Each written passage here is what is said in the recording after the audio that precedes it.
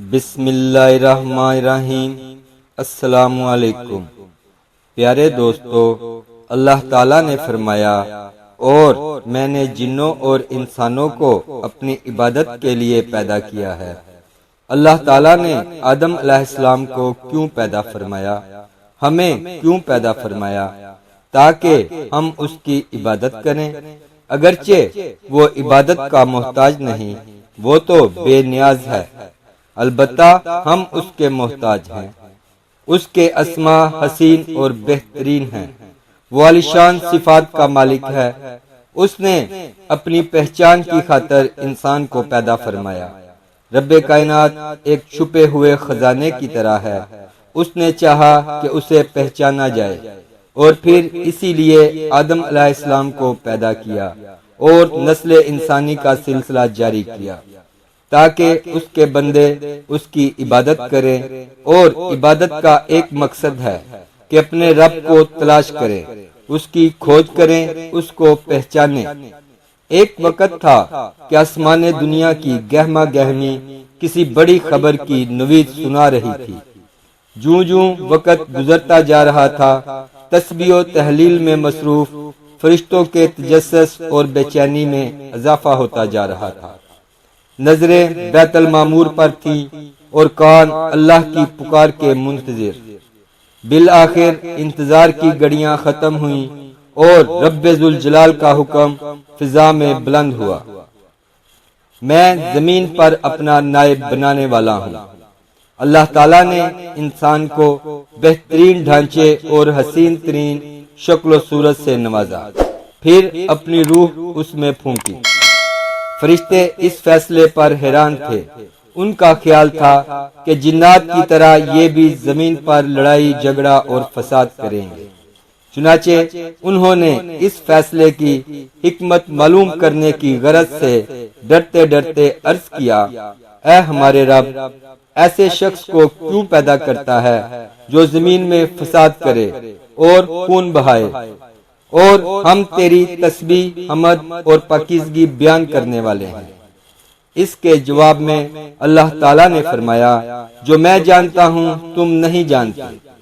دراصل فرشتوں نے کسی طرح معلوم کر لیا تھا کہ آدم کی اولاد زمین میں فساد کرے گی، خون ریزی کرے گی، لیکن انہوں نے یہ بات اعتراض کے طور پر نہیں کہی تھی، کیونکہ ایسا اعتراض تو گناہ ہے، اور فرشتے پلک جھپکنے کے برابر بھی اللہ کی نافرمانی نہیں کرتے، بلکہ وہ تو نہایت معزز عبادت گزار ہیں اور ہر حال میں اللہ کی بندگی میں لگے رہتے ہیں اور اس کے حکم پر عمل کرتے ہیں۔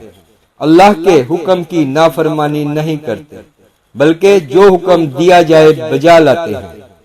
اس لیے فرشتوں کا یہ پوچھنا وضاحت طلبی کے لیے تھا، وہ تو انسان کے پیدا کرنے کی وجہ پوچھ رہے تھے، کیونکہ وہ زمین میں جنات کے اعمال کا مشاہدہ کر چکے تھے، یعنی اللہ تعالیٰ نے انہیں پیدا کر کے زمین میں بسایا اور اختیار دیا تو وہ فتنہ و فساد اور فسق و فجور میں مبتلا ہو گئے، اور اب ایک اور مخلوق زمین میں بسائی جا رہی تھی، تو اس بات کا امکان تھا کہ یہ مخلوق بھی ان کے نقش قدم پر چلے گی۔ اس لیے فرشتوں نے تعجب اور حیرت کی بنا پر یہ سوال کیا تھا، اور پوچھنے کا مقصد یہ تھا، کیا یہ بھی جنوں کی طرح ہوں گے؟ اس طرح انہیں یہ خدشہ لاحق ہوا کہ جیسے جنوں نے زمین پر دنگا فساد برپا کیا تھا، یہ مخلوق بھی ایسا ہی کرے گی۔ اس لیے ان کی بات میں یہ بھی تھا کہ ہم تیری حمد اور ثنا بیان کرتے ہیں۔ بہرحال ان کے سوال کے دو مقصد تھے، کیا یہ جنوں کی طرح فساد کرنے والی قوم ہے؟ کیا ہم سے تیری عبادت میں کوتاہی ہوئی ہے؟ اس پر اللہ تعالیٰ نے فرمایا، جو میں جانتا ہوں وہ تم نہیں جانتے۔ اس موقع پر فرشتوں کے ذہنوں میں ایک اور بات بھی آئی۔ وہ آپس میں کہنے لگے کہ اللہ تعالیٰ جو مخلوق بھی پیدا کرے گا وہ ہم سے زیادہ معزز اور عالم نہیں ہو سکتی۔ یعنی فرشتوں نے جب باقی مخلوقات کا جائزہ لیا، جیسے آسمان، زمین، پہاڑ، درخت اور چوپایوں وغیرہ کا، تو انہوں نے سوچا یہ ہم سے زیادہ مرتبے والی نہیں ہے، لہذا جو یہ مخلوق پیدا ہو رہی ہے یہ ہم سے زیادہ مرتبہ نہیں رکھتی، اس لیے کہ یہ ہمارا خاص مقام ہے کہ اللہ کی تسبیح میں مصروف ہیں اور کفر سے محفوظ ہیں، ہر حکم بجا لاتے ہیں، اللہ کے تمام احکامات پورے کرتے ہیں، آسمان اور زمین میں اس کا حکم نافذ کرتے ہیں، اور اللہ کے نزدیک ہم سب سے زیادہ شرف والے ہیں، لہذا اگر یہ نئی مخلوق انسان بھی پیدا ہو جائے تو کیا ہوا، ہم سے زیادہ معزز اور علم والی تو نہیں ہوگی۔ بہرحال اللہ تعالیٰ نے جبرائیل علیہ السلام کو حکم دیا کہ کرۂ ارض سے مٹی لے کر آؤ۔ ابو موسیٰ رضی اللہ عنہ سے روایت ہے کہ نبی کریم صلی اللہ علیہ وآلہ وسلم نے ارشاد فرمایا، اللہ تعالیٰ نے آدم علیہ السلام کو ایک مٹھی خاک سے پیدا فرمایا، یہ مٹی تمام روئے زمین سے حاصل کی گئی تھی، یہی وجہ ہے کہ آدم علیہ السلام کی نسل میں مختلف رنگ و زبان کے لوگ پائے جاتے ہیں، کوئی سرخ رنگ کا ہے تو کوئی سفید تو کوئی سیاہ رنگ کا ہے، اور کچھ اس کے درمیان میں ہیں، بعض نیک ہیں، بعض خبیث اور کچھ پاکیزہ قسم کے ہیں۔ انسان کی تخلیق مٹی سے شروع ہوئی، اس مٹی کو پانی سے تر کیا گیا تو یہ ٹین بن گئی، اسی لیے قرآن مجید کی بعض آیات میں تراب کا لفظ آیا ہے۔ تراب خشک مٹی کو کہتے ہیں۔ اللہ تعالیٰ نے فرمایا آدم کو تراب سے پیدا کیا گیا، مٹی کی عام حالت کو تراب کہتے ہیں، اور فرمایا جب آپ کے رب نے فرشتوں سے کہا میں مٹی سے بشر کو پیدا کرنے والا ہوں، جب اس مٹی کو پانی سے زیادہ بھگویا گیا تو وہ لیسدار ہونا شروع ہو گئی، اسی لیے اللہ تعالیٰ نے فرمایا ہم نے انسان کو لیسدار اور چپکنے والی مٹی سے پیدا کیا۔ پھر اللہ تعالیٰ نے اپنے مبارک ہاتھوں سے آدم علیہ السلام کا ڈھانچہ تیار کیا۔ اللہ تعالیٰ نے فرمایا میں نے اپنے دونوں ہاتھوں سے پیدا کیا۔ اللہ تعالیٰ نے انسان کی خلقت فرشتوں کے سپرد نہ کی، بلکہ بذات خود اسے تخلیق کے مراحل سے گزارا اور اپنے ہاتھوں سے اس کی تصویر کشی کی۔ اللہ تعالیٰ نے انسان کو پہلے ایک مورتی کی صورت میں ڈھالا، اس کے بعد ایک مقررہ مدت تک چھوڑے رکھا، یہاں تک کہ گیلی مٹی خشک ہو گئی اور اس کا رنگ سیاہ ہو گیا، بدبو آنے لگی، پھر وہ کھنکھناتی مٹی میں بدل گئی اور آخر کار آگ پر پکی ہوئی مٹی ٹھیکری کی صورت اختیار کر گئی، جس سے مٹکے وغیرہ تیار کیے جاتے ہیں۔ اللہ تعالیٰ فرماتا ہے ہم نے تمہیں پیدا کیا اور پھر ہم ہی نے تمہاری صورت بنائی، اور یقیناً ہم نے انسان کو کھنکھناتی خشک مٹی سے پیدا کیا جو کہ بدبودار اور سیاہ گارے سے خشک ہوئی تھی۔ اللہ تعالیٰ نے انسان کو کھنکھناتی مٹی سے پیدا کیا جو کہ ٹھیکرے کی طرح تھی۔ ان تمام آیات کریمہ میں کوئی اختلاف نہیں، اس لیے کہ ان مختلف آیات میں انسان کو اس کی تخلیق کے مختلف مراحل کی یاد دہانی کرائی گئی ہے۔ خلاصہ کلام یہ ہوا کہ تخلیق کے عمل کا پہلا مرحلہ تراب تھا، یعنی عام حالت والی خشک مٹی، پھر بھگوئی ہوئی مٹی، پھر لیسدار مٹی، پھر ٹھیکرے کی طرح کی مٹی، اور یہ کام جمعے کی آخری گھڑی میں کیا گیا، اور یہ دن اللہ کے لحاظ سے شمار ہونے والے دنوں میں سے ہمارے دنوں کی طرح نہ تھا۔ ہمارے اور اللہ کے دن مختلف ہیں۔ تخلیق آدم دراصل اللہ کا کرشمہ ہے۔ انسانوں کو ایک صورت عطا کی گئی۔ اس مرحلے کا تذکرہ بخاری اور مسند احمد کی ایک روایت میں ہے۔ اللہ نے آدم کو پیدا کیا اور ان کا قد 60 ہاتھ یا 60 میٹر لمبا تھا۔ تمام جنتی لوگ اس قد اعظم کے ساتھ جنت میں داخل ہوں گے، اور اس وقت سے لے کر آج تک مخلوق کا قد کم ہوتا چلا آ رہا ہے۔ بعد والے لوگ گزشتہ زمانے کے لوگوں سے ہمیشہ چھوٹے قد کے ہوتے چلے آ رہے ہیں۔ بہرحال سب سے پہلے اور سب سے لمبے انسان آدم علیہ السلام ہیں۔ امام احمد نے ایک روایت بیان کی ہے، اس میں میرے نبی کریم صلی اللہ علیہ وآلہ وسلم نے آدم علیہ السلام کی لمبائی 60 ہاتھ یعنی 60 میٹر اور چوڑائی 7 ہاتھ بیان فرمائی ہے۔ سبحان اللہ! سیدنا آدم کس قدر عظیم مخلوق ہیں۔ صحیح مسلم اور مسند احمد کی روایت میں ہے، اللہ نے آدم کو پیدا کیا تو اسے اپنی منشا کے مطابق کچھ عرصہ ڈھانچے کی صورت میں چھوڑے رکھا۔ ابلیس اس کے ارد گرد چکر لگانے لگا۔ اس نے دیکھا کہ وہ پیٹ والا ہے۔ وہ سمجھ گیا کہ یہ مخلوق اپنے آپ پر قابو نہیں کر سکے گی۔ اس حدیث سے معلوم ہوتا ہے کہ انسانوں کی طرح جنات کا پیٹ نہیں ہے، صرف انسان ایسا ہے جس کے اندر والا حصہ کھوکھلا ہے۔ بہرحال اللہ نے انسان کو اس شکل و صورت میں پیدا فرمایا۔ آدم 40 راتیں مجسمے کی صورت میں پڑے رہے۔ جسم موجود تھا لیکن روح نہیں تھی۔ ابلیس آتا اور اس ڈھانچے کو ٹھوکر لگاتا تو جسم سے ایسی آواز نکلتی جیسے خالی مٹکے پر ہاتھ مارنے سے نکلتی ہے۔ اسی لیے اللہ نے بھی فرمایا ہے کہ وہ کھنکھناتی مٹی سے پیدا کیا گیا۔ آدم علیہ السلام میں روح ڈالنے سے پہلے ایک مرتبہ فرشتوں کا ان کے پاس سے گزر ہوا تو وہ کچھ گھبرا سے گئے۔ ابلیس کو تو بہت زیادہ گھبراہٹ کا سامنا کرنا پڑا۔ وہ گزرتے ہوئے ٹھوکر مارتا اور کہتا، تجھے کسی خاص مقصد کے لیے پیدا کیا گیا ہے۔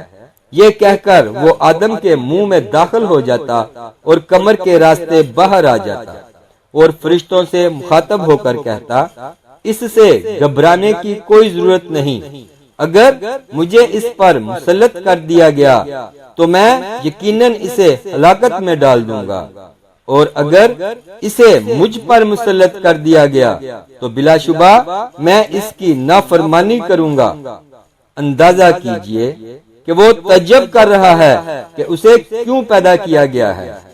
اس کی آدم علیہ السلام سے دشمنی کس قدر پرانی ہے، گویا ابتدا ہی سے یہ عداوت پر ڈٹ گیا تھا۔ اور پھر وہ وقت آ گیا جب اللہ تعالیٰ نے آدم میں روح پھونکی۔ اس بات کا قرآن مجید میں جا بجا ذکر کیا گیا ہے۔ اللہ تعالیٰ فرماتا ہے، جب میں اس کو ٹھیک ٹھاک کر لوں اور اس میں اپنی روح پھونک دوں تو تم سب اس کے سامنے سجدے میں گر پڑنا۔ ایک اور جگہ فرمایا، اللہ تعالیٰ کے نزدیک عیسیٰ کی مثال ہو بہو آدم کی مثال ہے۔ اللہ نے انہیں مٹی سے بنا کر کہا، ہو جا، وہ ہو گئے۔ اللہ نے آدم علیہ السلام کو مٹی سے پیدا کیا، اپنے ہاتھوں سے بنایا، پھر اس میں روح پھونکی۔ اس کا مفصل بیان احادیث میں موجود ہے۔ جب ان میں روح پھونکی گئی اور ابتدا میں روح جیسے ہی سر کے اندر داخل ہوئی، آدم علیہ السلام کو چھینک آ گئی۔ فرشتوں نے آدم علیہ السلام سے کہا، الحمدللہ کہیے۔ انہوں نے کہا، الحمدللہ۔ یوں سب سے پہلے ان کے منہ سے اللہ کی تعریف نکلی۔ اللہ کی اس تعریف کے جواب میں اللہ تعالیٰ نے فرمایا، رحمک ربک، یعنی تجھ پر تیرا رب رحم فرمائے۔ سبحان اللہ! اللہ رب العزت رحمان نے آدم علیہ السلام میں روح مکمل ہونے سے پہلے ہی انہیں اپنی رحمت سے سرفراز فرما دیا، اور پھر جب روح ان کی آنکھوں میں داخل ہوئی اور انہوں نے جنت کے پھلوں کو دیکھا تو ان میں غور و فکر کرنے لگے۔ جب روح پیٹ میں داخل ہوئی تو کھانے کی طلب محسوس ہوئی۔ ابھی روح ٹانگوں تک پہنچی نہیں اور کھانے کی خواہش پہلے ہی محسوس ہونے لگی۔ اس جلد بازی اور عجلت کی وجہ سے اللہ تعالیٰ نے فرمایا انسان جلد باز مخلوق ہے۔ جب آدم علیہ السلام کو پیدا کر دیا گیا تو اللہ تعالیٰ نے ان کی پشت پر ہاتھ پھیرا، ہاتھ پھیرتے ہی ان کی پشت سے قیامت تک پیدا ہونے والے انسان باہر نکل آئے۔ آدم کی تمام اولاد ان کے سامنے ظاہر ہو گئی، اور یہ بات نہایت وضاحت کے ساتھ قرآن مجید اور احادیث مبارکہ میں موجود ہے۔ مسلم بن یسار رحمۃ اللہ علیہ بیان کرتے ہیں کہ سیدنا عمر بن خطاب رضی اللہ عنہ سے کسی نے اس آیت کریمہ کے بارے میں پوچھا، اور جب آپ کے رب نے آدم کی پشت سے ان کی اولاد کو نکالا اور ان سے انہی کے بارے میں اقرار لیا کہ کیا میں تمہارا رب نہیں، تو سب نے جواب دیا ہاں کیوں نہیں، ہم سب گواہ بنتے ہیں تاکہ تم لوگ قیامت کے روز یوں نہ کہو ہم تو اس سے محض بے خبر تھے، یا یوں کہو کہ پہلے شرک تو ہمارے بڑوں نے کیا اور ہم ان کے باپ ان کی نسل میں ہوئے، لہذا کیا تو ان غلط راہ والوں کے فعل پر ہمیں ہلاکت میں ڈالے گا؟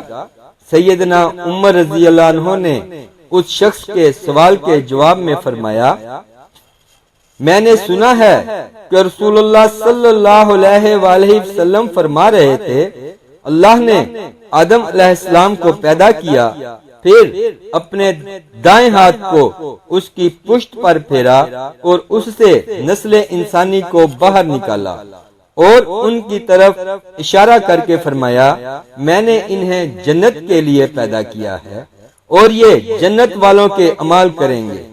پھر اپنے ہاتھ کو دوبارہ آدم علیہ السلام کی پشت پر پھیرا اور اس سے نسل انسانی کو باہر نکالا اور ان کی طرف اشارہ کر کے فرمایا میں نے انہیں آگ کے لیے پیدا کیا ہے اور یہ آگ والوں کے عمال کریں گے۔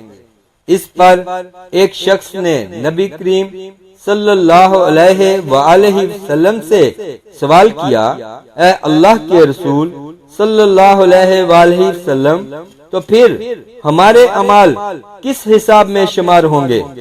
نبی کریم صلی اللہ علیہ وآلہ وسلم نے جواب میں فرمایا اللہ تعالیٰ جب کسی بندے کو جنت کے لیے پیدا کرتا ہے تو اس سے جنت والوں کے عمال کرواتا ہے، حتیٰ کہ جنت والے عمال میں سے ہی کسی عمل پر اس کا موت سے سامنا ہوتا ہے، اسی وجہ سے اللہ اس کو جنت میں داخل کرتا ہے، اور جب اللہ کسی بندے کو آگ کے لیے پیدا کرتا ہے تو اسے آگ والے عمال پر لگا دیتا ہے، یہاں تک کہ وہ آگ والے عمال میں سے کسی عمل پر مرتا ہے، اس کی وجہ سے اللہ اسے آگ میں داخل کر دیتا ہے۔ ہر شخص کے لیے اس کام میں آسانی پیدا کر دی جاتی ہے جس کے لیے وہ پیدا کیا گیا ہے، لیکن یہ بات ہر وقت ذہن میں موجود رہنی چاہیے کہ اللہ نے انسان کو اختیار دے رکھا ہے کہ وہ اپنی عقل اور فکر کی روشنی میں اللہ کے احکامات پر عمل پیرا ہو کر خود کو جنتی بنا لے، یا عقل کا درست استعمال نہ کرتے ہوئے شیطان کا پٹا گلے میں ڈال لے اور جہنم میں جگہ بنا لے۔ یہ تو اللہ نے انسان کو اختیار دے رکھا ہے، اس کی مرضی جنت والے عمال کرے یا جہنم والے۔ ہر انسان میں دونوں جانب جانے کی طاقت اور صلاحیت موجود ہے۔ اللہ نے انسان کو مجبور نہیں بنایا، البتہ ہر انسان کو جو بھی رویہ اختیار کرنا تھا اللہ کو اس کا علم تھا، اور اس کا علم حقیقی ہے، قطعی ہے، اس میں کوئی غلطی نہیں ہو سکتی، اس لیے اس نے اپنے علم کے مطابق تقدیر لکھ دی۔ اب ہم جو کچھ کرتے ہیں تقدیر سے مجبور ہو کر نہیں کرتے، بلکہ اپنے اختیار سے کرتے ہیں، اور چونکہ تقدیر بھی اللہ کے حکم سے لکھی گئی اس لیے اس میں بھی کوئی خطا واقع نہیں ہوتی۔ لہذا تقدیر کا یہ مطلب نہیں کہ انسان تقدیر کی بنا پر ہدایت ماننے یا نہ ماننے پر مجبور ہے، ایسی بات قطعاً نہیں ہے۔ اور پھر جب اللہ نے آدم علیہ السلام کو پیدا کر لیا اور اس میں اپنی روح پھونک دی تو فرشتوں کو حکم دیا کہ آدم کو سجدہ کرے۔ ابلیس ایک بہت نیک اور بزرگ جن تھا، اس نے کبھی اللہ کی نافرمانی نہیں کی تھی، اس لیے وہ بلند مرتبہ پا کر فرشتوں میں شامل ہو چکا تھا، لیکن فرشتوں کی جنس سے قطعاً نہیں تھا۔ اللہ نے اسے اطاعت اور فرما برداری کا صلہ دیا تھا، اس کی عزت اور اکرام کرتے ہوئے آسمان میں بسایا تھا۔ لمحہ بھر کے لیے بھی اس نے اللہ کی نافرمانی نہیں کی تھی۔ اور پھر اللہ نے آدم کو سجدہ کرنے کا حکم دیا، اور اس حکم کے مخاطب فرشتے اور ابلیس تھے۔ صرف فرشتوں کے لیے یہ حکم نہیں تھا، بلکہ ابلیس بھی اس حکم میں شامل تھا، کیونکہ اللہ تعالیٰ فرماتا ہے، اور یقیناً ہم نے تمہیں پیدا کیا، پھر ہم ہی نے تمہاری صورت بنائی، پھر ہم نے فرشتوں سے کہا آدم کو سجدہ کرو، تو سوائے ابلیس کے سبھی نے سجدہ کیا، وہ سجدہ کرنے والوں میں شامل نہ ہوا۔ اللہ تعالیٰ نے فرمایا، تجھے کس چیز نے سجدے سے روک دیا جبکہ میرا حکم تیرے لیے بھی تھا؟ تو اس سے ثابت ہوا کہ اس حکم میں فرشتوں کے ساتھ ابلیس بھی شامل تھا۔ قرآن میں اللہ نے فرمایا، میں نے تجھے حکم دیا تھا، اور پھر ابلیس نے جواب میں یہ نہیں کہا کہ تو نے تو مجھے حکم ہی نہیں دیا تھا، بلکہ اس نے سجدہ نہ کرنے کی وجہ یہ بتائی۔ اس نے کہا، میں سجدہ کیوں کروں؟ میں اس سے بہتر ہوں، اس لیے کہ تو نے مجھے آگ سے پیدا کیا اور اسے مٹی سے۔ اللہ نے حکم دیا، تو اس سے نیچے اتر جا۔ غرض جب ابلیس نے نافرمانی کی، سرکشی اور تکبر کا مظاہرہ کیا، تو اس وقت اللہ تعالیٰ اور اس کے درمیان مکالمہ ہوا۔ اللہ نے اس کی سرکشی دیکھ کر اسے سزا دیتے ہوئے فرمایا، اس جنت سے اتر جا، تجھے کوئی حق حاصل نہیں کہ تو اس جنت میں رہ کر تکبر کرے۔ ابلیس نے جواب میں کہا، مجھے قیامت کے دن تک مہلت دے دیجئے، یعنی اتنی لمبی عمر دے دیجئے کہ میں قیامت تک زندہ رہوں اور موت نہ آئے۔ اللہ نے فرمایا، تجھے مہلت دے دی گئی، لیکن ایک وقت مقررہ تک۔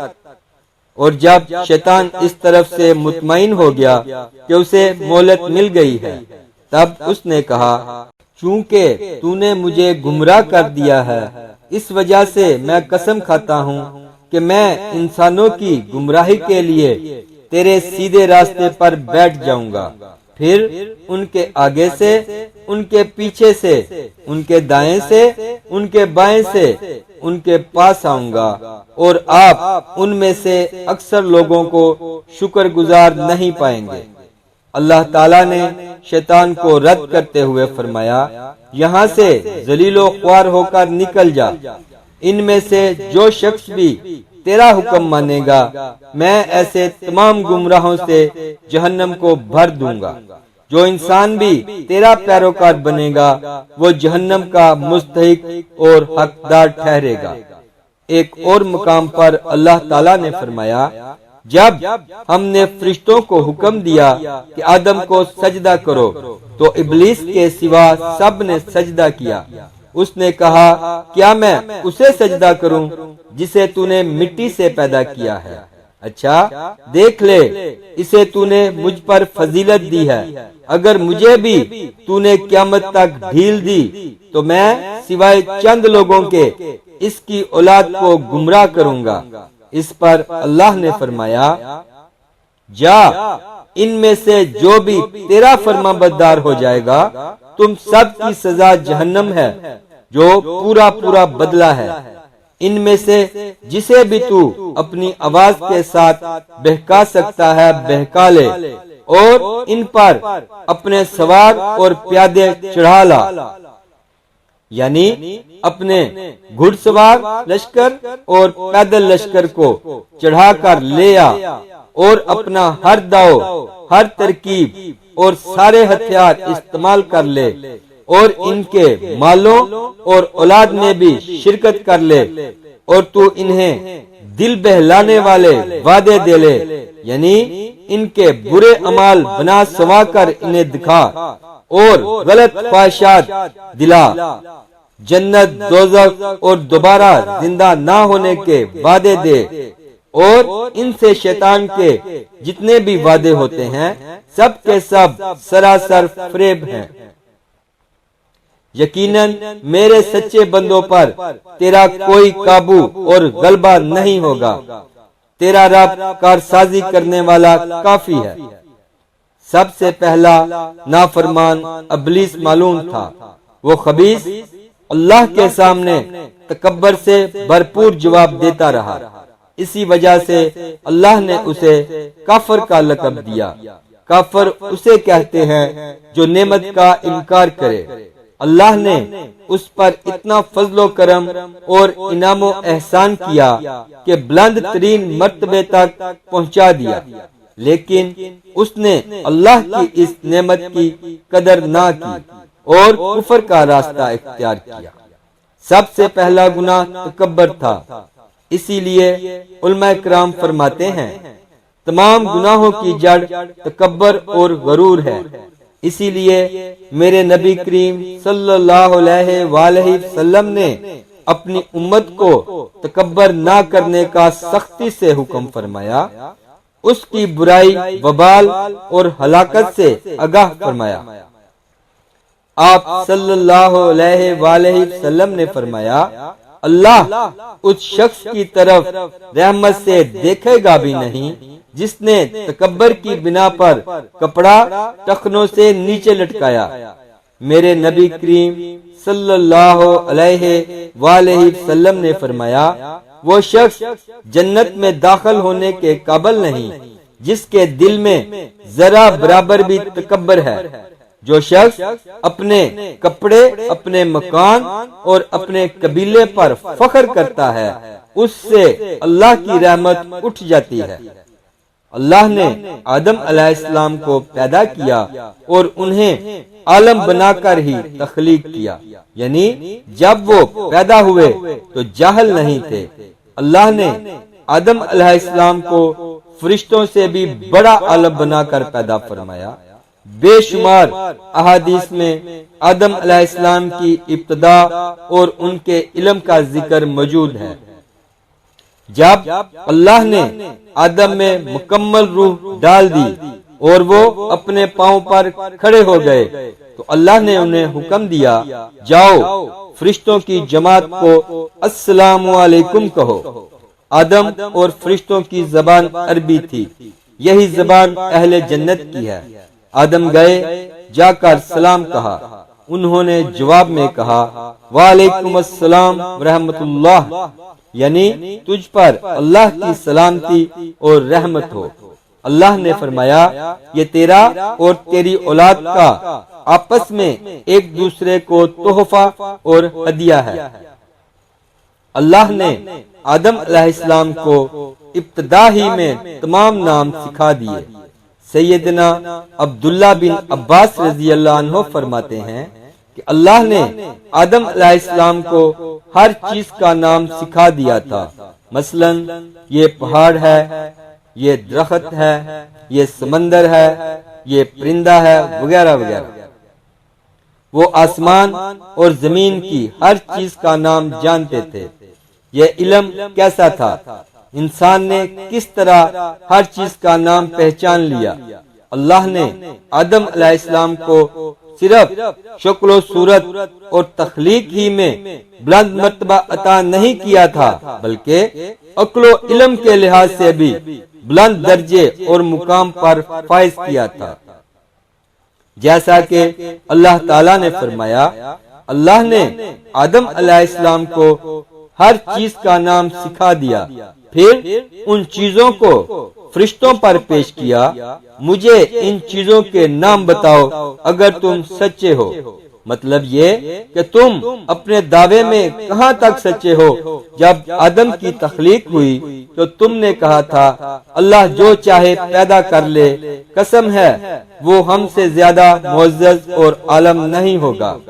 اس دعوے میں اگر تم سچے ہو تو ذرا ان اشیاء کے نام تو بتاؤ۔ اللہ تعالیٰ نے آدم علیہ السلام کا زیادہ معزز ہونا، مکرم ہونا اور علم و معرفت والا ہونا واضح کرنے کے لیے فرشتوں کو حکم دیا کہ آدم علیہ السلام کو سجدہ کریں۔ یہ سجدہ تعظیمی تھا، عبادت والا سجدہ نہیں تھا۔ سجدہ تعظیمی پہلے وقتوں میں جائز تھا لیکن اب حرام ہے۔ اسی لیے تو یعقوب علیہ السلام، ان کی بیوی اور 11 بیٹوں نے یوسف علیہ السلام کو سجدہ کیا تھا۔ جب فرشتوں نے آدم علیہ السلام کو سجدہ کیا تو اس سے معلوم ہو جاتا ہے کہ کون زیادہ عزت والا اور عظمت والا ہے۔ یقیناً آدم علیہ السلام زیادہ شرف اور عزت کے حقدار ٹھہرے۔ جب اللہ تعالیٰ نے ان کی عزت، تکریم اور تعظیم ثابت فرما دی، تب علم و معرفت میں ان کی برتری ثابت کرنے کے لیے فرمایا اگر تم اپنے قول میں سچے ہو تو ان چیزوں کے نام بتاؤ۔ تب فرشتوں نے کہا، فرشتے کہنے لگے اے اللہ تو پاک ہے، ہمیں تو صرف اتنا ہی علم ہے جتنا تو نے ہمیں سکھا رکھا ہے، مکمل علم و حکمت والا تو ہی ہے۔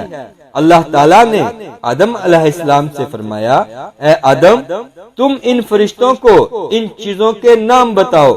آدم ہر چیز کا نام بتانے لگے، کسی جگہ بھی انہوں نے غلطی نہیں کی۔ جب انہوں نے فرشتوں کو تمام چیزوں کے نام بتا دیے تو اللہ تعالیٰ نے فرشتوں کو مخاطب کر کے کہا کیا میں نے تمہیں پہلے ہی نہیں کہہ دیا تھا کہ زمین اور آسمان کا غائب میں ہی جانتا ہوں اور میرے علم میں ہے جو تم ظاہر کر رہے ہو اور جو چھپا رہے ہو۔ یہاں ذہن میں سوال ابھرتا ہے کہ فرشتے کیا چھپا رہے تھے؟ وہ راز والی بات یہی تھی کہ اللہ ہم سے زیادہ معزز اور عالم مخلوق پیدا نہیں کرے گا۔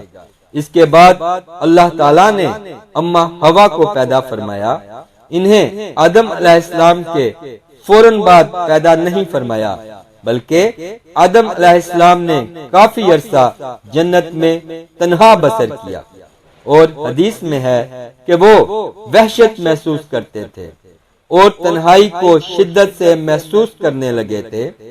آخر کار ایک روز جب وہ سو رہے تھے تو اللہ تعالیٰ نے ان کی بائیں طرف کی چھوٹی پسلی سے اماں حوا علیہ السلام کو پیدا فرمایا اور آدم علیہ السلام کا ہم سفر بنا دیا۔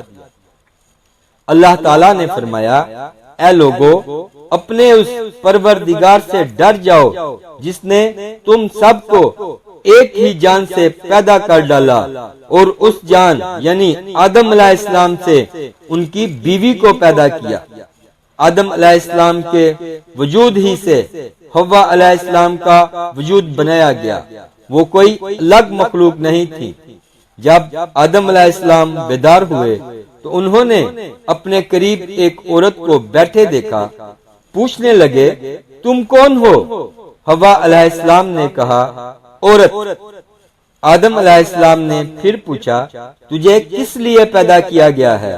وہ بولی آپ کے لیے تاکہ آپ مجھ سے سکون اور انس حاصل کریں۔ جب فرشتوں نے آدم علیہ السلام کو ایک عورت سے باتیں کرتے دیکھا تو کہنے لگے اب ایک اور نئی مخلوق پیدا کی گئی ہے۔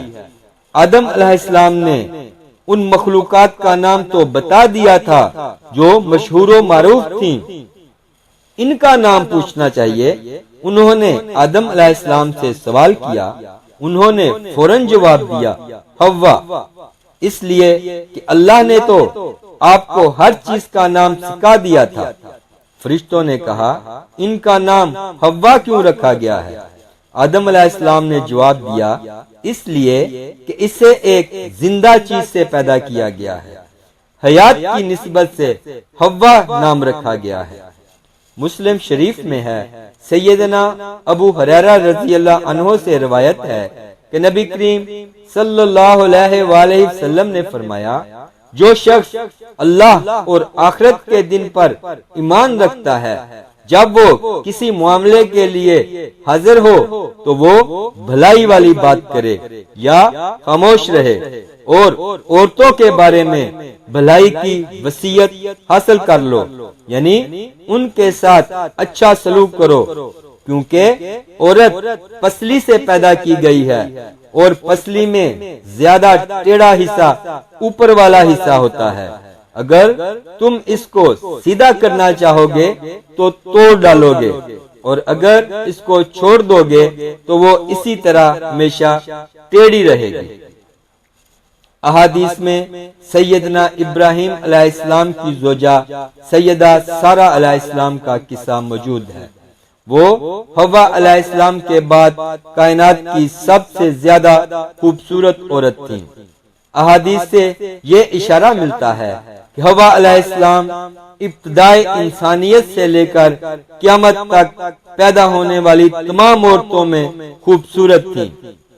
اب ابلیس لگا اپنے وصف سے شروع کرنے۔ آدم اور حوا علیہ السلام دونوں اللہ کے حکم سے جنت میں تھے کہ شیطان نے انہیں بہکانے کی کوشش شروع کر دی۔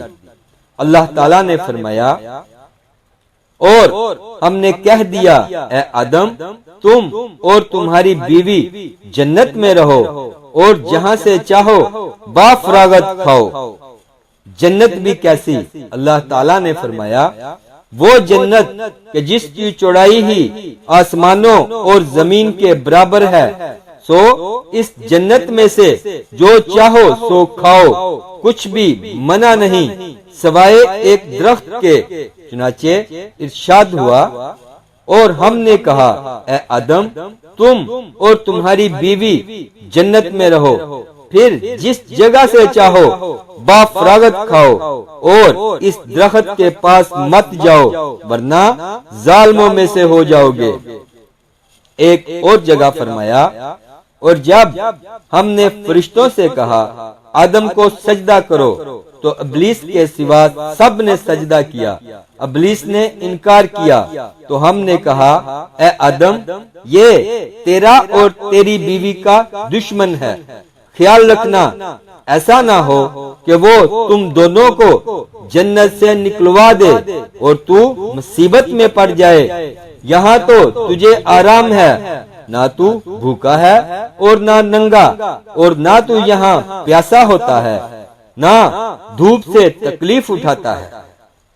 گویا اللہ نے سیدنا آدم علیہ السلام کو وسوسے سے پہلے ہی خبردار کر دیا تھا۔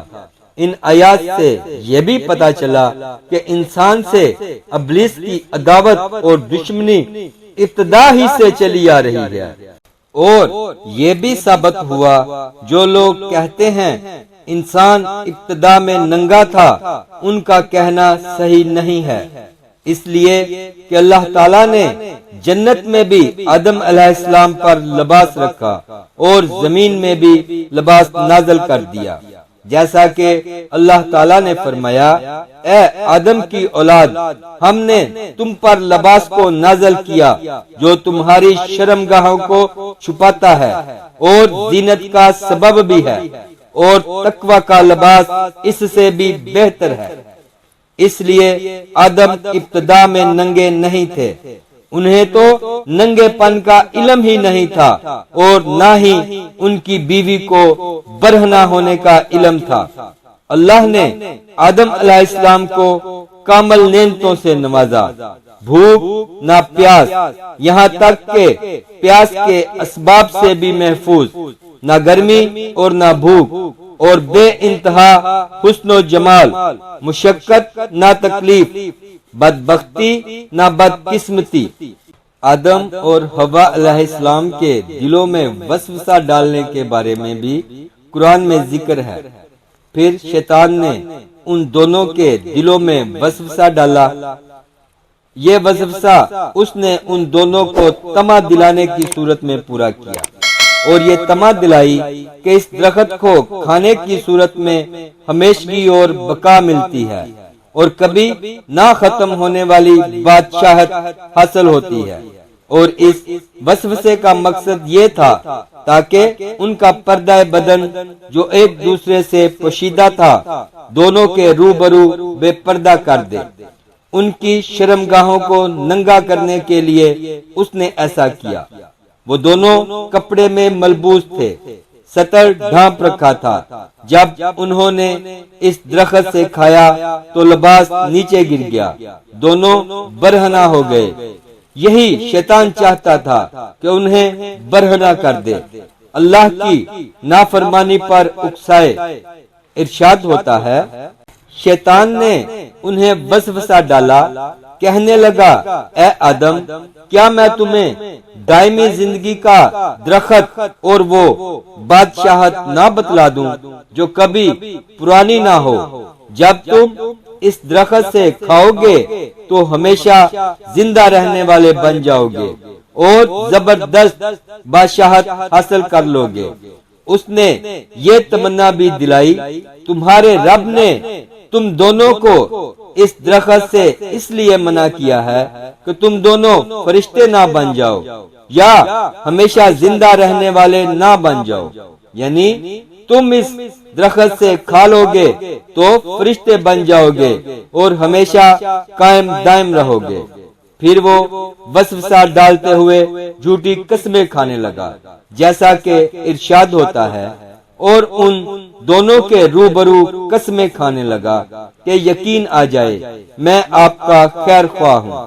اللہ کی قسم کھانے لگا اور اس نے دونوں کو فریب دے کر بہکا لیا، جیسا کہ فرمایا، دھوکے سے انہیں پھسلایا، حالانکہ انہیں کسی چیز کی کمی نہیں تھی۔ بھلا وہاں کیا محتاجی ہو سکتی تھی؟ جنت میں سکون سے زندگی بسر ہو رہی تھی۔ جنت سے بڑھ کر کیا چاہیے؟ ہمیشہ کے لیے جنت مل گئی تھی۔ اللہ تعالیٰ نے فرمایا، ان دونوں نے جب درخت کو چکھا، دونوں کا پردہ بدن ایک دوسرے کے روبرو کھل گیا۔ دونوں اپنے بدنوں پر درختوں کے پتے جوڑ جوڑ کر رکھنے لگے۔ کپڑے اترنے پر دونوں کو حیا آئی، اس لیے کہ انسان کی فطرت میں برہنہ ہونے کی ناپسندیدگی شامل ہے۔ برہنہ ہو گئے تو کوئی لباس نہیں تھا، اس لیے درختوں کے پتے جوڑ کر جسم ڈھانپنے لگے۔ حدیث میں آیا ہے، آدم بھاگنے لگے تو اللہ نے پکارا، آدم مجھ سے بھاگتے ہو؟ آدم بولے، یا اللہ، میں شرم کی بنا پر بھاگ رہا ہوں، اور اس وجہ سے کہ تیرے سامنے برہنہ کیسے رہوں، پھر یہ کہ نافرمانی کا ارتکاب بھی کر چکا ہوں۔ یہاں ایک سوال یہ بھی پیدا ہوتا ہے کہ دونوں میں سے پہلے کھانے والا کون تھا؟ اس بارے میں مستند قول یہ ہے کہ وہ حوا علیہ السلام تھی۔ شیطان کی ان باتوں نے حوا علیہ السلام کو سوچنے پر مجبور کر دیا، اور پھر شیطان کی مسلسل اور تواتر کے ساتھ سازشیں رنگ لائیں، اور اس نے حوا علیہ السلام کو پھل کھانے پر راضی کر لیا۔ ایک دن حوا علیہ السلام نے آدم علیہ السلام سے کہا کہ ہم اس شجر ممنوعہ کا ذرا سا پھل کھا کر تو دیکھیں، آخر وہ کیا راز ہے جو اللہ نے اسے کھانے سے منع کیا ہے۔ شروع میں تو آدم علیہ السلام اس کے لیے قطعی طور پر تیار نہ تھے، لیکن پھر حوا علیہ السلام کے مسلسل اصرار پر بدل نخواستہ وہ بھی راضی ہو گئے۔ بخاری شریف میں ہے کہ نبی کریم صلی اللہ علیہ وآلہ وسلم نے فرمایا، اگر حوا نہ ہوتی تو کوئی عورت اپنے خامد سے خیانت نہ کرتی۔ حوا علیہ السلام نے انہیں غلطی میں مبتلا کیا تھا۔ اگر حوا علیہ السلام نہ ہوتی تو آدم بھی غلطی میں مبتلا نہ ہوتے اور نہ معصیت میں مبتلا ہوتے۔ تب اللہ نے انہیں پکارا، کیا میں نے تم دونوں کو اس درخت سے نہیں روکا تھا؟ اور کیا یہ نہیں کہا تھا کہ شیطان تمہارا کھلا دشمن ہے؟ اب توجہ طلب بات یہ ہے کہ اس موقع پر دونوں نے کیا طرز عمل اختیار کیا؟ کیا وہ دونوں اپنی مسیحیت پر ضد رہے اور تکبر کرنے لگے، جیسا کہ ابلیس نے سجدہ کرنے سے انکار کیا تھا اور پھر لگا تھا اپنی مسیحیت پر اصرار کرنے، یا ان دونوں نے توبہ کر لی؟ جی ہاں، دونوں نے توبہ کر لی، جیسا کہ قرآن مجید میں آتا ہے، دونوں نے کہا، اے ہمارے رب، ہم نے اپنا بڑا نقصان کیا، اور اگر تو ہماری مغفرت نہ کرے گا اور ہم پر رحم نہ کرے گا تو واقعی ہم خسارہ پانے والوں میں سے ہو جائیں گے۔ اس قصے میں ایک سوال یہ ذہن میں پیدا ہوتا ہے کہ جب سیدنا آدم علیہ السلام کو ابلیس نے سجدہ نہ کیا تو اللہ تعالیٰ نے اسے مردود بنا کر جنت سے نکال دیا، پھر وہ سیدنا آدم علیہ السلام کو اس درخت کے قریب کس طرح لے گیا جبکہ وہ جنت سے باہر ہو چکا تھا؟ قرآن مجید میں اس بارے میں یہ الفاظ آئے ہیں، پھر شیطان نے ان کے دلوں میں وسوسہ ڈالا۔ یہ وسوسہ اس نے کیسے ڈالا جبکہ وہ جنت سے نکالا جا چکا تھا؟ مفسرین نے اس کے جواب میں لکھا ہے کہ اس نے جنت سے باہر رہ کر یہ وسوسہ ڈالا تھا، جیسا کہ آج کل تار اور بغیر تار کے آواز کو دور دراز علاقوں تک پہنچایا جا سکتا ہے، ایسے ہی شیطان نے اپنی طاقت سے یہ وسوسہ ان کے دلوں تک پہنچایا۔ اب ابلیس کی حقیقت بھی جان لیں۔ ابلیس کے لفظی معنی انتہائی مایوس کے ہیں۔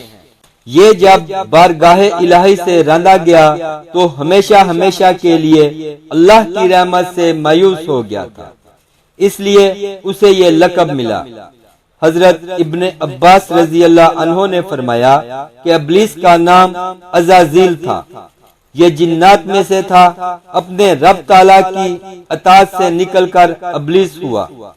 اس کا علم ناقص تھا، مزاج ناپاک تھا، وہ غرور اور تکبر میں مبتلا ہو گیا تھا۔ یہاں یہ بات بھی ذہن نشین کر لیں کہ انبیاء خطا اور گناہ سے پاک ہوتے ہیں، ان پر اللہ تعالیٰ کی مستقل حفاظت اور نگرانی قائم رہتی ہے۔ اگرچہ انبیاء بھی انسان ہوتے ہیں اور تمام انسانی تقاضے انہیں لاحق ہوتے ہیں، لیکن ان کے عمل اور ارادے میں کسی قسم کی بدی اور شر کا عمل دخل قطعاً نہیں ہوتا۔ ان کا ہر قول اور عمل بلکہ ہر حرکت اور سکون کی حالت بھی انسانیت کے لیے بہترین نمونہ ہوتے ہیں۔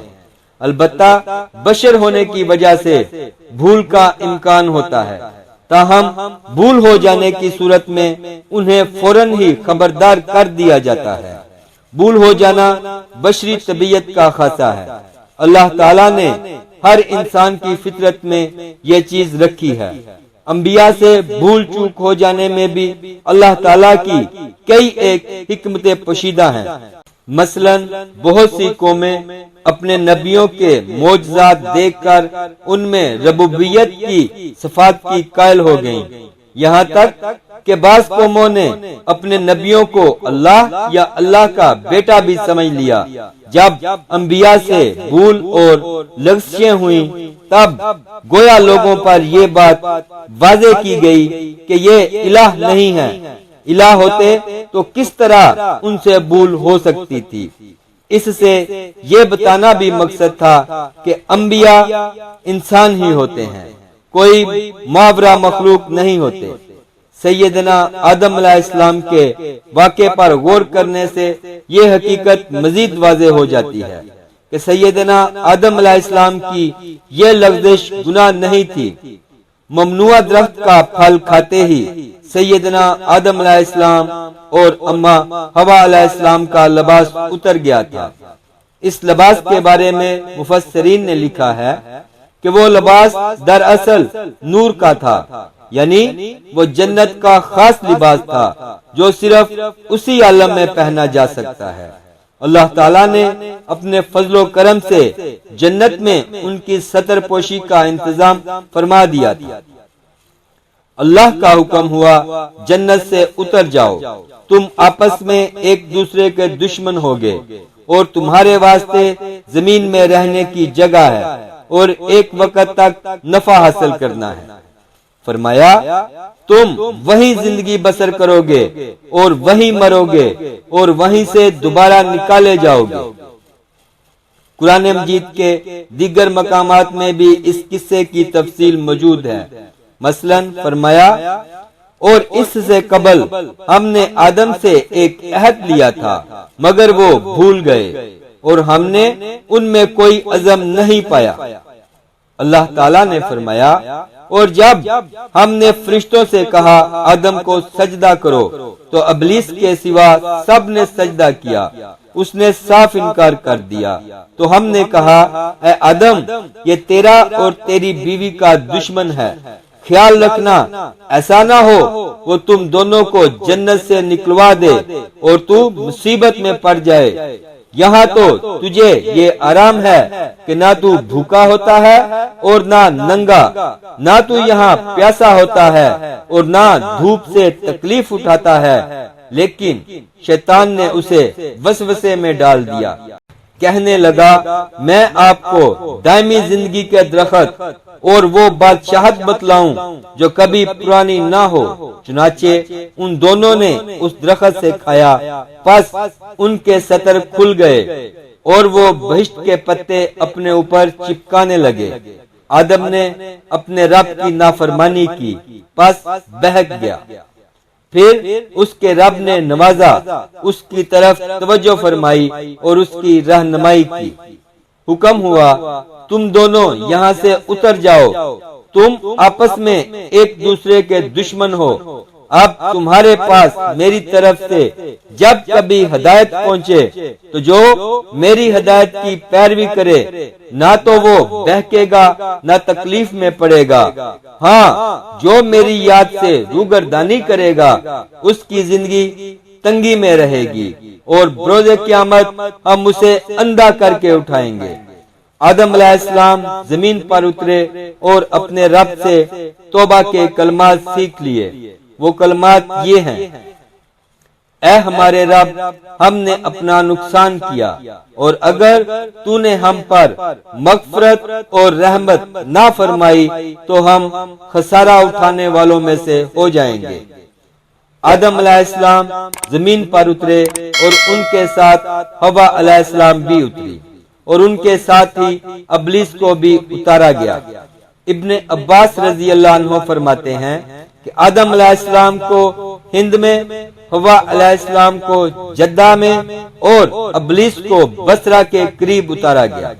سعدی رحمت اللہ علیہ فرماتے ہیں کہ جب آدم علیہ السلام جنت سے ہند میں اترے تو ان کے پاس حجر اسود تھا اور جنت کے درختوں کے پتوں کی ایک مٹھی بھی تھی۔ آدم علیہ السلام زمین پر آنے کے بعد نہایت شرمسار اور افسردہ تھے۔ پھر حوا علیہ السلام سے علیحدگی نے بھی سخت پریشانی میں مبتلا کر دیا تھا۔ روایت میں ہے کہ آپ ایک طویل عرصے تک اللہ کے حضور گڑ گڑاتے، فریاد کرتے اور آنسو بہاتے رہے، یہاں تک کہ اللہ تعالیٰ کو ان کی اس گریہزاری پر رحم آ گیا اور پھر ایک دن جبرائیل علیہ السلام نے آدم علیہ السلام کے پاس آ کر انہیں اللہ کی جانب سے معافی کی نوید سنائی۔ عمر رضی اللہ عنہ سے روایت ہے نبی کریم صلی اللہ علیہ وآلہ وسلم نے فرمایا کہ جب آدم علیہ السلام سے لغزش ہو گئی تو انہوں نے بارگاہ الہی میں عرض کیا، اے میرے پروردگار میں آپ سے محمد صلی اللہ علیہ وآلہ وسلم کے وسیلے سے سوال کرتا ہوں کہ آپ میری مغفرت فرما دیں۔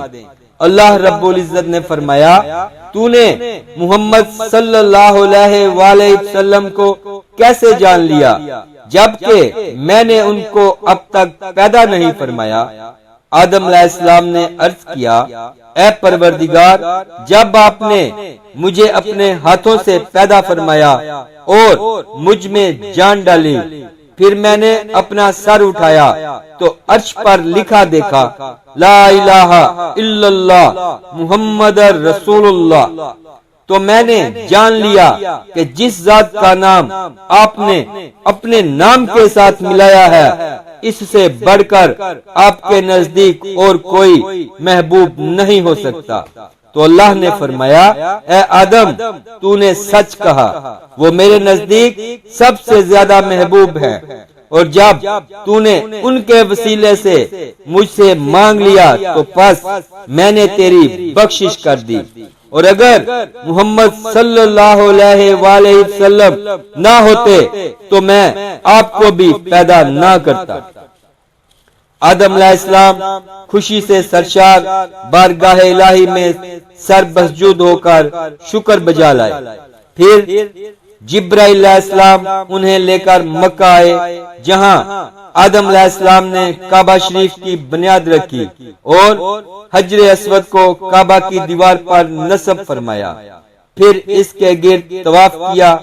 طواف سے فارغ ہو کر جبرائیل علیہ السلام نے انہیں جبل عرفات پر لے گئے، جہاں حوا علیہ السلام تشریف فرما تھی، لیکن طویل عرصے کی جدائی اور حالات نے بہت سے جسمانی تغیرات پیدا کر دیے تھے، چنانچہ دونوں ایک دوسرے کو پہچان نہ پائے، جس پر جبرائیل علیہ السلام نے دونوں کا تعارف کروایا۔ چونکہ دونوں نے میدان عرفات میں ایک دوسرے کی معرفت حاصل کی تھی اور ان کا آپس میں تعارف ہوا تھا، لہذا اسی مناسبت سے اس میدان کا نام عرفات مشہور ہو گیا۔ پھر اللہ تعالیٰ نے زمین کے اندر انسانوں کو پھیلانا شروع کیا اور زمین کو مردوں اور عورتوں سے آباد کر دیا۔ امام طبری رحمۃ اللہ علیہ فرماتے ہیں، حوا علیہ السلام نے آدم علیہ السلام کے لیے 20 ولادتوں میں 40 بچوں کو جنم دیا۔ ہر بار 2 بچوں کو جنم دیتی تھیں، ایک لڑکا ہوتا ایک لڑکی۔ سب سے پہلا جوڑا قابیل اور اس کی بہن اکلیمہ کا تھا۔ پھر انسانوں کی افزائش شروع ہوئی، آبادی میں اضافہ ہونے لگا۔ اللہ نے آدم علیہ السلام ہی کو ان کا نبی متعین کر دیا، وہ انہیں دین سکھاتے رہے۔ اس وقت تمام لوگ موحد تھے، خالص توحید کو اپنانے والے تھے، یعنی تمام لوگ ایک ہی امت کے تھے، ان میں شرک کا شائبہ بھی نہ تھا۔ ابن جریر اور ابن کثیر رحمۃ اللہ علیہ نے ابو موسیٰ اشعری رضی اللہ عنہ کی روایت بیان کی ہے، اللہ نے جب آدم علیہ السلام کو جنت سے زمین پر اتارا تو انہیں ہر چیز کی کاریگری اور صنعت کا علم تھا۔ جب وہ اترے تو عالم بھی تھے، لباس میں ملبوس بھی تھے، کام کاج کے تمام طریقوں سے باخبر بھی تھے، لوہے، آگ، لکڑی اور کپڑے کے استعمال سے بھی بخوبی واقف تھے، اور ان کاموں کو اپنی ابتدا ہی سے جان چکے تھے۔ آدم علیہ السلام کے بعد انسانی مخلوق کی تعداد روز بروز بڑھتی چلی گئی اور انسانی کمزوریوں کی بنا پر گناہ شروع ہو گئے۔ زمین پر سب سے پہلے شروع ہونے والی مسیحیت قابیل کے ہاتھوں اپنے بھائی حابیل کے قتل کی صورت میں سامنے آئی۔ اللہ تعالیٰ نے قرآن مجید میں قابیل اور اس کے بھائی حابیل کا قصہ بیان کیا ہے۔ قابیل کرخت طبیعت کا مالک تھا، جبکہ اس کا بھائی حابیل رحم دل اور نرم طبیعت کا مالک تھا۔ قابیل کھیتی باڑی کرتا تھا اور حابیل مویشی چراتا تھا۔ بنی نوح انسان کی تعداد میں اضافے کے لیے اس وقت ایسا قانون تھا جو اب حرام ہے، اور وہ ہے بہن کے ساتھ نکاح، کیونکہ اس وقت کے سب لوگ آدم علیہ السلام کی حقیقی اولاد تھے اور آپس میں بہن بھائی تھے، اس لیے اس وقت کی شریعت کی روح سے قابیل اپنے ساتھ جڑوا پیدا ہونے والی بہن کے سوا کسی دوسری بہن سے شادی کر سکتا تھا۔ اسی طرح حابیل اپنے ساتھ جڑوا پیدا ہونے والی بہن کے علاوہ کسی دوسری بہن سے شادی کر سکتا تھا۔ اس کی صورت یہ تھی کہ قابیل کی شادی حابیل کی بہن سے ہو اور حابیل کی شادی قابیل کی بہن سے ہو، لیکن ہوا یہ کہ حابیل کی بہن خوبصورتی میں قابیل کی بہن سے کم تھی، اس لیے قابیل نے حابیل کی بہن سے شادی کرنے سے انکار کر دیا اور اپنی جڑوا بہن سے شادی کی خواہش ظاہر کر دی، لیکن ایسا کرنا آدم علیہ السلام کی شریعت میں حرام تھا۔ آپ نبی بھی تھے اور رسول بھی۔ رسول اور نبی میں فرق یہ ہے کہ رسول پر شریعت اور احکام نازل ہوتے ہیں، لیکن نبی پر شریعت نازل نہیں ہوتی، البتہ اس کی طرف وحی نازل ہوتی ہے اور معجزات عطا کیے جاتے ہیں، جبکہ شریعت صرف رسولوں ہی پر نازل کی جاتی ہے۔ آدم علیہ السلام بھی چونکہ رسول تھے، اس لیے ان کی شریعت میں یہ قانون تھا کہ کوئی شخص اپنے ساتھ جڑوا پیدا ہونے والی بہن کے ساتھ شادی نہیں کر سکتا۔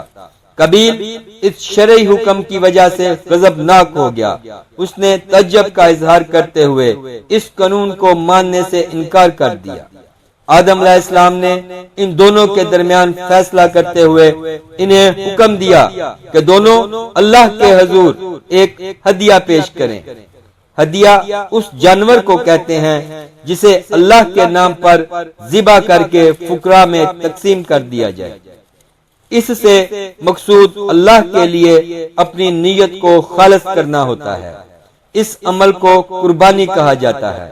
آدم علیہ السلام کے زمانے میں قربانی کا جو قانون تھا، اس کے قبول ہونے کی نشانی طے تھی، اور وہ یہ کہ آسمان سے ایک آگ نمودار ہوتی اور اس قربانی کو جلا دیتی۔ اس کا مطلب تھا کہ قربانی قبول ہو چکی ہے، اور اگر آگ قربانی کو نہ جلاتی تو سمجھ لیا جاتا قربانی قبول نہیں ہوئی۔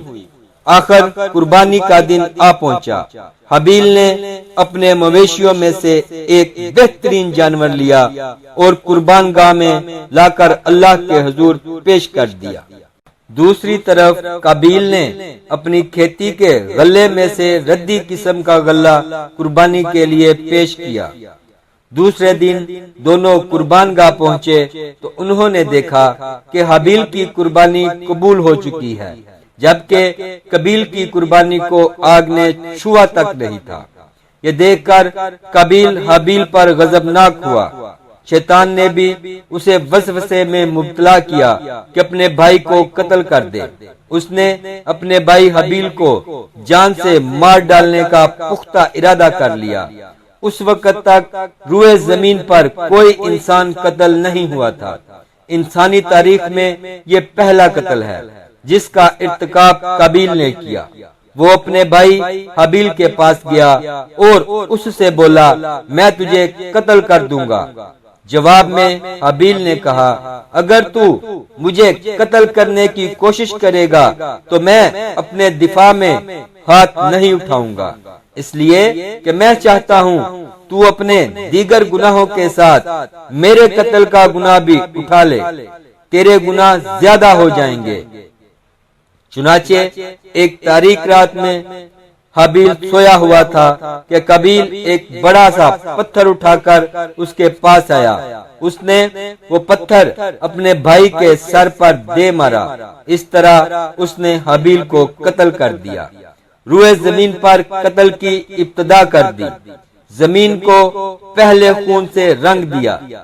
تاریخ انسانی میں یہ سب سے پہلا جرم تھا جو قابیل کے ہاتھوں ہوا۔ قتل تو وہ کر بیٹھا، اب حیران اور پریشان ہوا کہ اس کی لاش کا کیا کرے۔ اس وقت تک نسل انسانی موت سے بھی دوچار نہیں ہوئی تھی۔ آدم علیہ السلام کی اولاد میں سے اس وقت تک کوئی فوت نہیں ہوا تھا، اس لیے قابیل کو معلوم نہیں تھا کہ مردے کے ساتھ کیا کیا جائے۔ اسی کشمکش کے عالم میں اس نے بھائی کی لاش کو کمر پر اٹھا لیا اور چل پڑا۔ چلا جا رہا تھا کہ اللہ نے دو کوے بھیجے، دونوں آپس میں لڑ پڑے۔ ایک نے دوسرے کو ہلاک کر دیا۔ اب زندہ کوا مٹی کھودنے لگا، اس طرح اس نے ایک گڑھا تیار کر لیا، مردہ کوے کو اس میں رکھا اور اوپر مٹی ڈال دی۔ اس طرح قابیل کو دفن کا طریقہ معلوم ہوا۔ اس نے بھی گڑھا کھودا اور حابیل کی لاش کو اس میں دبا دیا۔ وہ اپنے کیے پر نادم ضرور تھا، لیکن اس نے اللہ سے معافی نہ مانگی، جبکہ انسان کے لیے ضروری ہے کہ جب اس سے کوئی گناہ ہو جائے تو اللہ سے معافی مانگے۔ قابیل اور حابیل کے درمیان جو مکالمہ ہوا، اللہ تعالیٰ نے اس کا ذکر سورہ مائدہ میں کیا ہے۔ اللہ تعالیٰ نے فرمایا، آدم علیہ السلام کے دونوں بیٹوں کا کھرا کھرا حال بھی انہیں سنا دو۔ ان دونوں نے ایک نذرانہ پیش کیا، ان میں سے ایک کی نظر تو قبول ہو گئی اور دوسرے کی قبول نہ ہوئی، تو وہ کہنے لگا میں تجھے مار ہی ڈالوں گا۔ اس نے کہا اللہ تقوی والوں ہی کا عمل قبول کرتا ہے، گو تو میرے قتل کے لیے دست درازی کرے، لیکن میں تیرے قتل کے لیے ہرگز اپنا ہاتھ نہیں بڑھاؤں گا۔ میں تو اللہ تعالی پروردگار عالم سے خوف کھاتا ہوں، میں تو چاہتا ہوں کہ تو میرا گناہ اور اپنا گناہ اپنے سر پر رکھ لے اور دوزخیوں میں شامل ہو جائے۔ ظالموں کا یہی بدلہ ہے۔ اس کا مطلب یہ تھا کہ تیرے اور گناہوں کے ساتھ میرے قتل کا گناہ بھی تیرے ذمہ لگے اور تو ظالموں میں سے ہو جائے۔ حابیل کے قتل کے بعد قابیل پر جو گزری اس کا ذکر اللہ نے سورہ مائدہ میں کیا ہے۔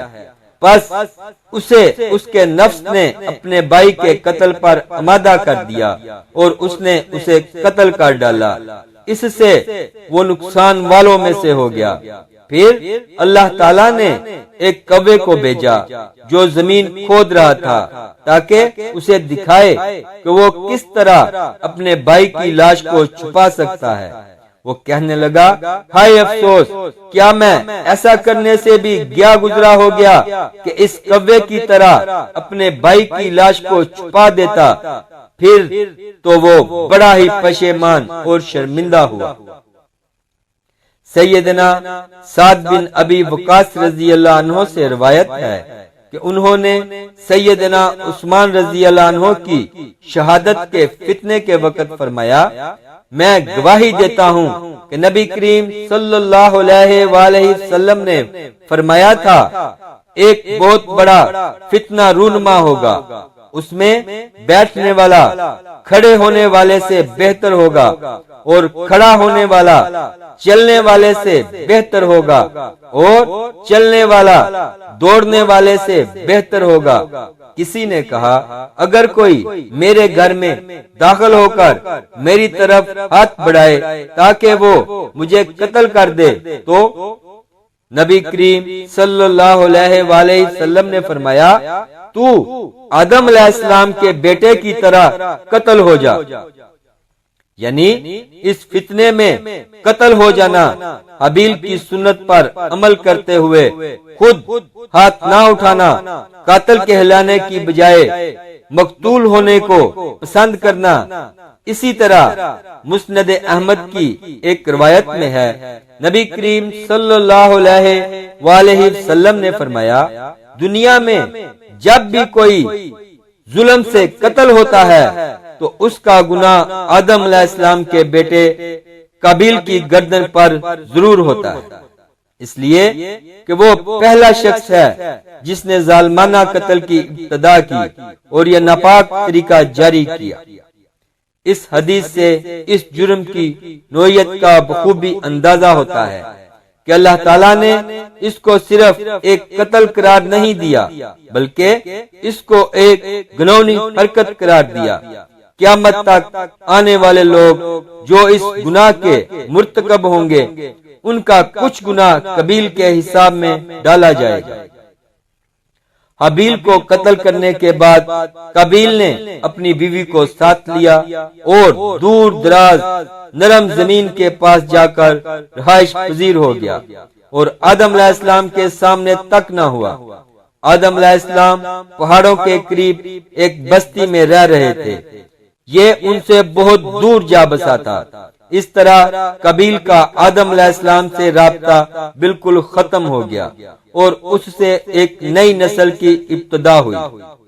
فحاشی اور عریانی کو ان کے ہاں عروج حاصل تھا۔ عبادت یہ لوگ اگرچہ اللہ ہی کی کرتے تھے، لیکن آدم علیہ السلام کی شریعت کے خلاف بے حیائی کے دل دادا تھے۔ تقوی کی قلت، احکام الہی کی نافرمانی اور فحاشی کا فروغ ان کے شب و روز کا معمول تھا۔ اس کے بعد لوگ دو گروہوں میں تقسیم ہو گئے، شریر اور برے لوگ قابیل کے ساتھ مل گئے، اور آدم علیہ السلام کے دیگر بیٹے اور نیک لوگ آدم علیہ السلام کے ساتھ مل گئے۔ آدم علیہ السلام 960 سال زندہ رہے۔ ان کی کل عمر تو 1000 سال تھی، لیکن 40 سال کم کر دی گئی۔ سیدنا ابو ہریرہ رضی اللہ عنہ بیان کرتے ہیں کہ نبی کریم صلی اللہ علیہ وآلہ وسلم نے فرمایا، جب اللہ نے آدم علیہ السلام کو پیدا فرمایا تو ان کی پیٹھ پر ہاتھ پھیرا۔ اس طرح قیامت تک جتنے انسان پیدا ہونے والے تھے ان کی روحیں وجود میں آ گئیں۔ پھر ہر انسان کی آنکھوں کے درمیان ایک نور رکھ کر آدم علیہ السلام کے سامنے پیش کیا۔ انہوں نے پوچھا، یا اللہ یہ کون ہے؟ اللہ تعالیٰ نے فرمایا، یہ تیری اولاد ہے۔ ان میں سے ایک کی پیشانی کی چمک آدم علیہ السلام کو بہت اچھی لگی۔ انہوں نے پوچھا، یا اللہ یہ کون ہے؟ جواب ملا، یہ تیری اولاد میں سے بہت دور جا کر ہیں، ان کا نام داؤد ہے۔ پوچھا، ان کی عمر کتنی ہے؟ فرمایا 60 سال۔ آدم علیہ السلام کہنے لگے، یا اللہ 40 سال میری عمر میں سے ان کی عمر میں شامل کر دے۔ اس سلسلے میں دوسری روایت یہ ہے کہ جب آدم علیہ السلام کی روح قبض کرنے کے لیے فرشتہ آیا تو وہ کہنے لگے، میری عمر میں تو ابھی 40 سال باقی ہیں۔ اس وقت ان کی عمر 960 سال تھی۔ انبیاء اپنی عمر سے واقف ہوتے ہیں۔ فرشتے نے کہا، کیا آپ کو یاد نہیں آپ نے اپنی عمر کے 40 سال اپنی اولاد داؤد کو ہبہ کر دیے تھے؟ نبی کریم صلی اللہ علیہ وآلہ وسلم نے فرمایا، چونکہ آدم علیہ السلام نے انکار کیا تو ان کی اولاد بھی انکار کی عادی ہے۔ آدم علیہ السلام خود بھول گئے، ان کی اولاد بھی بھولتی ہے۔ آدم علیہ السلام نے خطا کی، ان کی اولاد بھی خطا کرتی ہے۔ حابیل کے قتل کے بعد اللہ تعالیٰ نے آدم اور حوا علیہ السلام کو اس کا نعم البدل عطا کیا۔ اس کا نام انہوں نے شیش رکھا۔ شیش کا مطلب ہے اللہ کا دیا ہوا تحفہ۔ حابیل کے قتل پر آدم اور حوا علیہ السلام دونوں بہت غمگین ہوئے، اس لیے اللہ نے بدلے میں انہیں شیش علیہ السلام عطا فرمائے۔ سیدنا ابو ذر غفاری رضی اللہ عنہ سے مروی ایک صحیح حدیث میں ہے کہ نبی کریم صلی اللہ علیہ وآلہ وسلم نے فرمایا، اللہ تعالیٰ نے 104 صحیفے نازل فرمائے، ان میں سے 50 صحیفے شیش علیہ السلام پر نازل ہوئے۔ ان صحیفوں میں ایسے قوانین، اصول اور ضابطے تھے جن سے انسانیت کی زندگی منظم ہوتی ہے۔ شیش علیہ السلام نے آدم علیہ السلام سے علم حاصل کیا، لیکن آدم علیہ السلام کا تمام علم وہ حاصل نہ کر سکے، اس لیے آدم علیہ السلام نے بالمشافہ اللہ تعالیٰ سے علم حاصل کیا تھا، اور بہت سی اشیاء کا علم اللہ تعالیٰ نے انہیں سکھا دیا تھا۔ اس لیے وہ تمام علماء سے بڑھ کر عالم تھے۔ شیش علیہ السلام نے آدم علیہ السلام سے علوم سیکھ کر لوگوں کو سکھائے۔ لوگوں نے ان سے مختلف علوم، فنون اور پیشے سیکھے۔ انہیں شہروں میں رہنے سہنے کے بارے میں تعلیم دی۔ دن رات کے حسابات سے انہیں آگاہ کیا اور انہیں بتایا کہ کن اوقات میں وہ اللہ کی عبادت کریں اور عبادت کے طریقے انہیں سکھائے۔ احادیث میں اس کی وضاحت ملتی ہے۔ امام احمد رحمۃ اللہ علیہ بیان کرتے ہیں کہ ابو زماں سعدی کہتے ہیں کہ انہوں نے مدینے میں ایک شیخ کو لوگوں سے کلام کرتے دیکھا تو ان کے متعلق پوچھا یہ کون شخص ہے؟ لوگوں نے بتایا کہ یہ ابی بن کعب رضی اللہ عنہ ہیں، بڑے صحابہ میں ان کا شمار ہوتا ہے، تمام مسلمانوں سے بڑھ کر قرآن اور اس کی تفسیر کے عالم ہیں۔ ابو زماں فرماتے ہیں کہ ابی بن کعب رضی اللہ عنہ اس وقت یہ واقعہ بیان کر رہے تھے کہ جب آدم علیہ السلام کی وفات کا وقت قریب آیا تو انہوں نے اپنے بیٹوں سے فرمایا میرا جنت کے پھل کھانے کو جی چاہتا ہے۔ جنت کے پھل دنیاوی پھلوں جیسے ہی ہوتے ہیں، سیب، انار، انگور، یہ سب جنت میں موجود تھے۔ جنت اور دنیا کے پھلوں میں فرق یہ ہے کہ دنیاوی پھل وقت کے ساتھ بدبودار ہو جاتے ہیں، جبکہ جنتی پھل کبھی بدبودار نہیں ہوتے۔ اسی طرح دنیاوی پھلوں کا ذائقہ عارضی ہوتا ہے، جبکہ جنتی پھلوں کا ذائقہ ہمیشہ برقرار رہتا ہے۔ اسی لیے آدم علیہ السلام نے چاہا کہ وہ جنت کے پھل کھائیں، چنانچہ ان کے بیٹے تلاش میں نکل گئے۔ انہوں نے اپنے ساتھ کلہاڑے، کدالیں اور ٹوکریاں لے لی۔ راستے میں انہیں فرشتے ملے، ان کے پاس آدم علیہ السلام کا کفن اور خوشبو وغیرہ تھی۔ انہوں نے پوچھا آدم کے بیٹو کس چیز کی تلاش میں ہو، کہاں جا رہے ہو؟ انہوں نے جواب میں کہا ہمارے والد مریض ہیں، انہیں جنت کے پھلوں کی خواہش ہے۔ فرشتے ان کے سامنے انسانی شکل میں آئے تھے، ان کی بات سن کر بولے واپس جاؤ، تمہارے والد فوت ہونے کے قریب ہیں، اب ان میں اتنی طاقت نہیں رہی کہ پھل کھا سکیں۔ جب فرشتے آدم علیہ السلام کی روح قبض کرنے کے لیے آئے تو حوا علیہ السلام نے انہیں پہچان لیا۔ وہ بلند آواز سے آدم علیہ السلام کو پکارنے لگیں اور ان کے ساتھ چمٹ گئی۔ آدم علیہ السلام بولے مجھ سے الگ ہو جاؤ، پہلے بھی مجھے تمہاری وجہ سے مصیبت پہنچی تھی، میرے اور میرے رب کے فرشتوں کے درمیان سے ہٹ جاؤ۔ پھر فرشتوں نے آدم علیہ السلام کی روح قبض کی، انہیں غسل دیا، کفن پہنایا، خوشبو لگائی، آپ کی قبر کھودی۔ حضرت جبرائیل علیہ السلام نے ان کے بیٹے حضرت شیس علیہ السلام کو نماز جنازہ پڑھنے کا طریقہ بتایا۔ آپ علیہ السلام نے نماز جنازہ ادا کی، اس کے بعد انہیں قبر میں اتارا، پھر اوپر مٹی ڈال دی اور بولے آدم کے بیٹو تمہارے لیے یہی طریقہ ہے۔ اس وقت تک لوگ کفن دفن کے احکامات سے واقف نہیں تھے، انہیں علم نہ تھا کہ قابیل نے اپنے بھائی کو کیسے دفن کیا تھا، اس لیے فرشتوں کو بھیجا گیا تاکہ تدفین کا طریقہ بتا دیں، تو اس طرح انسان کو دفن کرنے کا طریقہ معلوم ہوا، جسے فرشتوں نے کر کے دکھا دیا۔ آدم علیہ السلام نے اپنی 960 سال کی مکمل زندگی میں سوائے اس درخت کا پھل کھانے کے اور کوئی خطا نہیں کی تھی۔ آدم علیہ السلام کی وفات کے 1 سال بعد حوا علیہ السلام بھی وفات پا گئیں۔ یہ ہے آدم علیہ السلام کا اسوہ اور سیرت طیبہ کا حال، جو قرآن مجید اور احادیث مبارکہ کی روشنی میں آپ کے سامنے اسلام ٹی وی فار آل کی جانب سے پیش کیا گیا ہے۔ دین کی بات کو پھیلانا اور دوسروں تک پہنچانا بھی ایک صدقہ جاریہ ہے۔ اگر ویڈیو اچھی لگی ہو تو لائک کر دیں اور اپنے دوست احباب کے ساتھ شیئر ضرور کریں۔ اسلامک ویڈیوز کے لیے سبسکرائب کریں اور ساتھ بیل کے بٹن کو بھی پریس کر دیں۔